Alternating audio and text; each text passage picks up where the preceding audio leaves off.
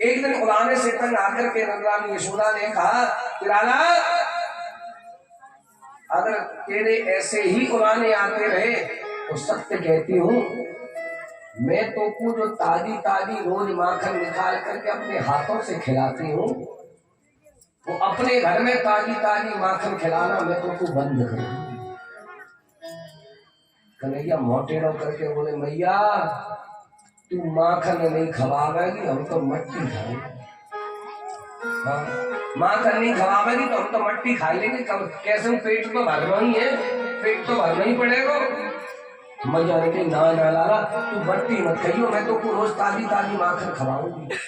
लेकिन सुखदेव भगवान कहते हैं कि परीक्षित आज ऐसा हो नहीं पड़ेगा।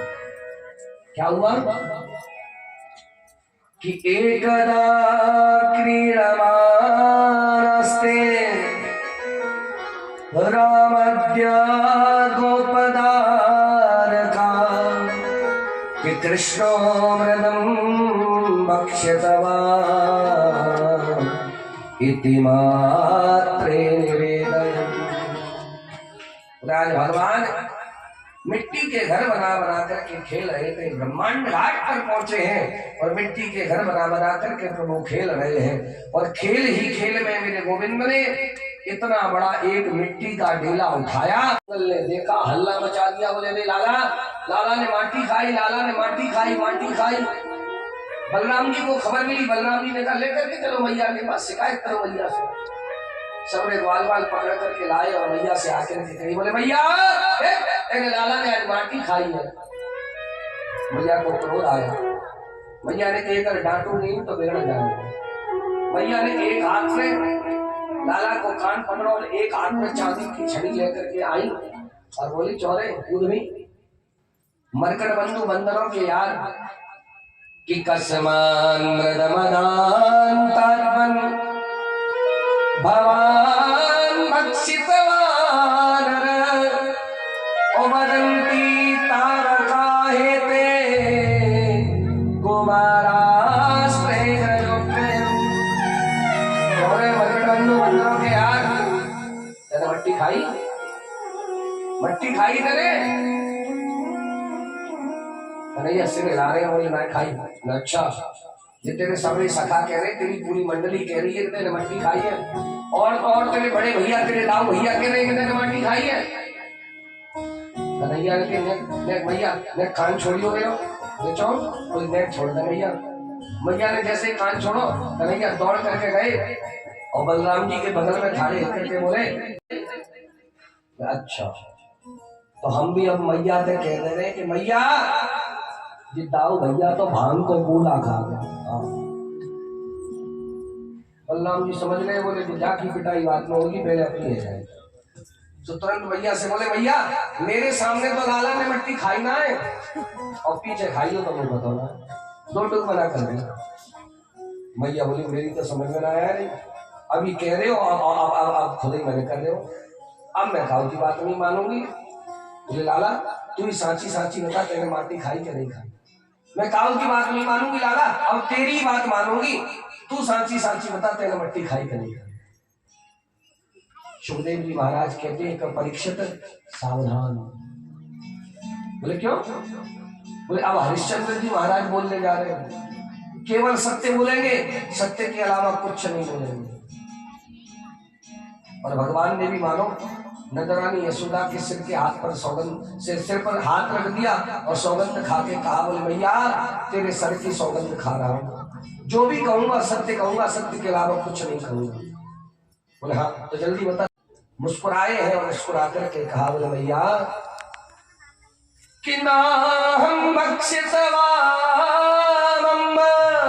हम तो बहुत बड़ी गलती है गई, हमने आपको कान पकड़ो, हमको माफ कर दो भगवान जी। भगवान समझ गए, बोले भैया तुम हमको भगवान समझ बैठे। और जब ब्रजमंडल में मैया को लाला बनने में तो फायदा है, भगवान बनने में फायदा है। क्यों? आप सब लोग जानते हैं भगवान की पूजा कैसे होती है।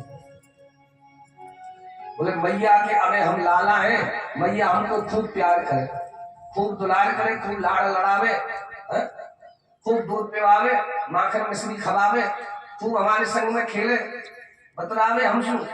और अगर जाके मुझे पता चल गई कि हम जाके लाला नहीं हम भगवान हैं, तो अवाल हमको उठा गई, उठाए करके आरे में बैठा दे, और आरे में बैठाए करके 2 अगरबत्ती सवेरे घुमाएगी, 2 शाम को घुमावेगी, 2 बतासे को वो सवेरे धर देगी, संध्या को धरेगी कि नहीं धरेगी तो हमको पता नहीं है।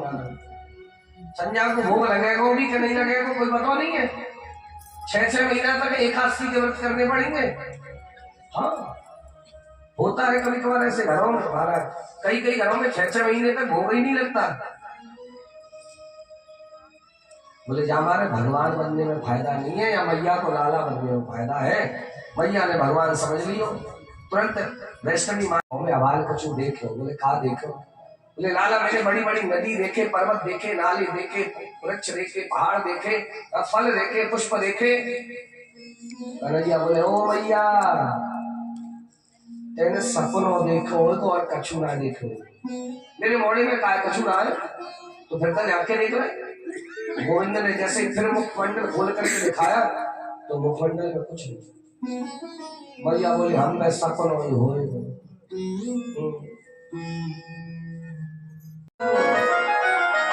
कि रे मन तू समझो नहीं ब्रज को अगर आप जाकर के रमण रेती की धूली में लोट नहीं लगाई, उस रमण रेती की धूली को अपने मस्तक पर नहीं लगाया, शरीर पर नहीं लगाया, और जाकर के आपने यमुना जी के जल का स्नान नहीं किया, तो मानो आपने ब्रज की महिमा को समझा ही नहीं। भगवान ने ब्रज नदी की महिमा को बढ़ाया उसका पालन करके। और शिवदेव भगवान कहते हैं कि भगवान सुंदर सुंदर लीलाएं कर रहे हैं। और एक दिन नंदरानी यशोदा ने मन में विचार किया, बोले कन्हैया बड़ा हो गया है। बोले नंदरानी यशोदा अपना स्तनपान तो कराती है, साथ में कन्हैया को पद्मगंधा गाय का दूध भी पिलाती है। और नंदरानी यशोदा ने एक बहुत बड़ी मिट्टी की मटकी में दही डाल करके दही मिलाना प्रारंभ कर दिया। बोले कन्हैया उठे, वो उठते ही माखन मांगे। बोले लाला बड़ा उद्यमी है गए और बड़ा शरारती है गए, गोपिन के घर में है, बड़े उद्यम उत्पाद करे जाए करके। बोले नंदरानी यशोदा 3 प्रकार की भक्ति कर रही है। भगवान की जो भक्ति होती है वो 3 प्रकार से होती है, मनसा वाचा कर्मणा। मन से, वचन से और कर्म से। कैसे कैसे काम कर रहे हैं, चाहे बेटा हो चाहे बेटी। महाराज अब सोशल मीडिया पर देखो ऐसी ऐसी खबरें आती हैं जिन्हें देख करके हमारा कलेजा फट जाए। हमको माखन खाना है और अबई खाना है, और सुन ताजी खाना है, और सुन जाई मटकी को खाना है। मैया बोली निकरोई ना तो खाता खाएगा, निकरोई ना। और देख लाला ऐसा उधम ना करे, ऐसा हट ना करे। अगर ऐसा हट करेगा तो मैं तो कुछ चंदा ला देंगे। तो ऊपर चंदा दिख रहा हूँ, हमारा रोने लगे, माखन भूल गए, बोले हमको चंदा दे दे। मैया ने बोले लाला चंदा तो दे दूंगी, लेकिन तू अगर ऐसा उधम करेगा तो मैं तेरा ब्याह नहीं कराऊंगा। तो महाराज अब तो चंदा भी भूल गए, बोले भैया हमारा ब्याह करा दे। भैया बोले कैसी बहू चाहिए? बोले ऐसी बहू लाए दे भैया कि जब हम गैया चराए में जाया करें तो मैं बहू को जेब में धर के ले जाऊंगा। मैया बोली दारी के गुड़िया की बात कर रहे हो? तो मैया दौड़ करके गई, एक गुड़िया लाई करके दे दी। तो वह गुड़िया ऐसे मुंह करके नो देखे और बोले मैया जी कैसी बहू लाई के नहीं है? ये तो मोते बोले ना है बतराए ना है। अरे मुख ने बोलबे बतराए वाली बहू लाए करे। सुमैया ने कही लाला अभी तू छोटो है, अभी जाई बहू ते काम चला ले, तू जब बड़ो है जाएगो तो तेरे बाबा ने सगाई कर दी है तेरी बरसाने में वृषभानु जी की लाडली किशोरी राधा रानी के संग में बड़ो है जाएगा तो मैं तेरी यमुना पार बरसाने की किशोरी राधा रानी से ब्याह कराएगा। अब तो भैया गोविंद जमीन पर लौट गए और जमीन पर लौट करके भैया से प्रार्थना करने लगे, हट करने लगे और भैया से कहने लगे कि भैया ना मेरा तो तू अवे ही ब्याह कराए रहे। और गोविंद कहने लगे बड़ा सुंदर भाव है।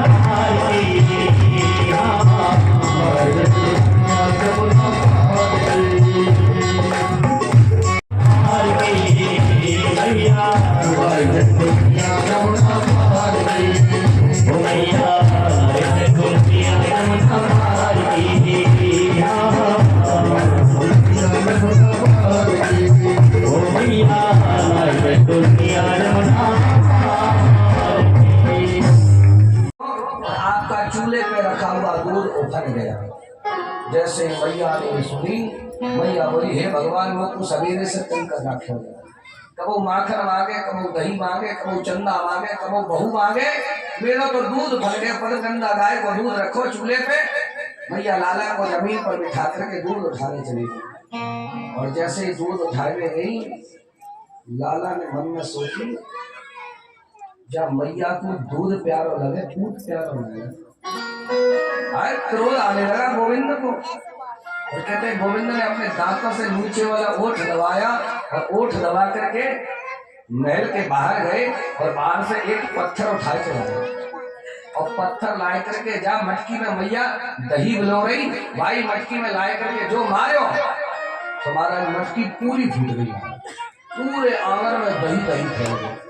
कन्हैया बोले हमने सोचा मैं का छोटा छेद हो गया तो पूरी फूट गई, पूरे आंगन में दही फैलेगा, अब तो जाकर मतलब पिटाई होगी। मैया डांटेगी तो महाराज बोले अब हम जा रहे हैं बाहर जाकर के उखल पर चढ़ के बंदर को माखन लुटाएंगे। मैया से कह देंगे हमको ना तो हम तो बंदर को माखन लुटा रहे, और कहते हैं बाहर जाकर के उखल को उल्टा करके उखल पर चढ़ करके बंदरों को माखन लुटाने लगे। लेकिन कहते मैया जब दूध को चूल्हे से उठा करके जमीन पर रख करके आई तो देखा पूरे आंगन में दही दही फैला पड़ा। और क्रोध देखो कितना, नेक गोद से उतार के जमीन पे खा बैठा गई। इतनी पुरानी दादी सासू के जमाने की मटकी फोड़ नहीं जाती, अगर डांटोगी नहीं तो बिगड़ जाएगा। डांटने के लिए बोले अपने चेहरे को थोड़ा क्रोधित बना करके मैया हाथ में चांदी की छड़ी लेकर के निकली और जैसे ही महल के बाहर देखा उखल पर चढ़ करके बंदरों को माखन लुटा रहे हैं। और गोविंद ने भी मुड़ करके देखा मैया के हाथ में छड़ी, तो महाराज गोविंद ने उखल से छलांग मारी और छलांग लगा करके दौड़ना प्रारंभ कर दिया। आगे आगे कन्हैया, पीछे पीछे मैया, आगे आगे कन्हैया, पीछे पीछे निगरानी यशोदा। शुभरानी यशोदा 56 भोग बना रही है रसोई में। गोविंद ने बाबा से कहा बोले बाबा आप सब ये क्यों कर रहे हो? बाबा ने कहा बोले लाला हम सबरे ब्रजवासी साल में एक बार इंद्र की पूजा करते हैं, जिससे इंद्र जल की वृष्टि करते हैं, हमारी फसल हरी भरी होती है। कन्हैया ने कहा बोले बाबा आपने कभी वह इंद्र के दर्शन किए? बोले लाला आज तक तो कभी करे नहीं है। बोले है ही ना तो दर्शन कहाँ करे? बोले हमारा साचो देव है श्री गिरिराज महाराज, श्री गिरिराज जी की तलेटी में हमारी गाय स्वच्छंद विचरण करती है। अगर पूजना है तो गिरिराज को पूजो, पूजन करना है तो गिरिराज जी का करो। और इंद्र है ही नहीं है तो वो जो देवता है ही नहीं उसकी पूजा करने से क्या फायदा? और व्यक्ति सब अपने कर्म के अनुसार ही फल भोगता है, कोई किसी को कुछ नहीं देता है। कि हमने पूजा कर दी, डोली लगाई दी, चंदन लगाई दी, माला पहना दी, ऐसी पूजा नहीं मानेंगे। बोले फिर बोले तेरे गिरिराज को पहली पूजा में प्रकट होकर के हमको दर्शन देने दूसरी हमारे सामने प्रसाद पाना हो, वो अपने हाथों से प्रसाद लेकर के पाना होगा। बोले मंजूर। और तीसरी बोले इंद्र महाराज अगर नाराज है गए, अगर इंद्र की पूजा बंद करने से इंद्र महाराज है गए नाराज तो का कृपा करेंगे तेरे गिरिराज? भगवान बोले चिंता क्यों करते हो ब्रजवासियों, लाडला ठाकुर है गिरिराज महाराज। बोले कृपा करेगा। बोले आप पूजा तो प्रारंभ करो। बोले मुझको चरण करा करके बढ़िया पूजन करा दिया। बोले लाला हमें ऐसा पूजन नहीं मानेंगे।